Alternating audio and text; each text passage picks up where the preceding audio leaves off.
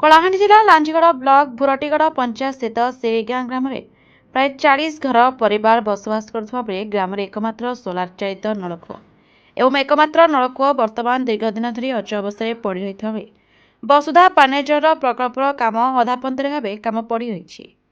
ବସୁଧା ପାନୀୟର ପ୍ରାୟ କାମ ସରିଥିବା ବେଳେ ଆଉ କିଛି ବାକି ରହିଛି। ଲୋକମାନେ ପିଇବା ପାଣି ପାଇଁ ସଂକଟରେ ଥିବା ବେଳେ କୌଣସି ସରକାରୀ ଅଧିକାରୀଙ୍କ ନିଘା ନାହିଁ। ଗାଁରେ 1 କିଲୋମିଟର ଦୂରରେ ଥିବା ଗୋଟିଏ କୂଅ ପାଣି ବ୍ୟବହାର କରୁଥିବା ବେଳେ ପାହାଡ଼ିଆ ଘାଟି ରାସ୍ତା ପଡ଼ୁଛି। ତେଣୁ ଲୋକମାନେ ପାଣି ବୋହି ଆଣି ବ୍ୟବହାର କରିବା ପାଇଁ ଦୈନିକ ଜୀବନଯାପନରେ କଷ୍ଟ ହେଉଛି। ଗ୍ରାମବାସୀ ସ୍ଥାନୀୟ ସରପଞ୍ଚଠାରୁ ପଞ୍ଚାୟତ କାର୍ଯ୍ୟନିର୍ବାହୀ ଅଧିକାରୀଙ୍କୁ ପାଣି ପାଇଁ ବାରମ୍ବାର ଅଭିଯୋଗ ସତ୍ତ୍ୱେ କୌଣସି ସମସ୍ୟାର ସମାଧାନ କରୁନଥିବାରୁ ଲୋକମାନେ ପାଣିର ସମସ୍ୟା ଦୂର କରିବାକୁ ଉପରିସ୍ଥ ଅଧିକାରୀଙ୍କୁ ତୁରନ୍ତ ଏହି ସମସ୍ୟାର ସମାଧାନ ପାଇଁ ଜନମତ ପ୍ରକାଶ କରିଛନ୍ତି। ଲାଞ୍ଜିଗଡ଼ ବ୍ଲକରୁ ଥବିର ପାତ୍ରଙ୍କ ରିପୋର୍ଟ, ଦ ରିପବ୍ଲିକ ଓଡ଼ିଶା 24 ନ୍ୟୁଜ୍।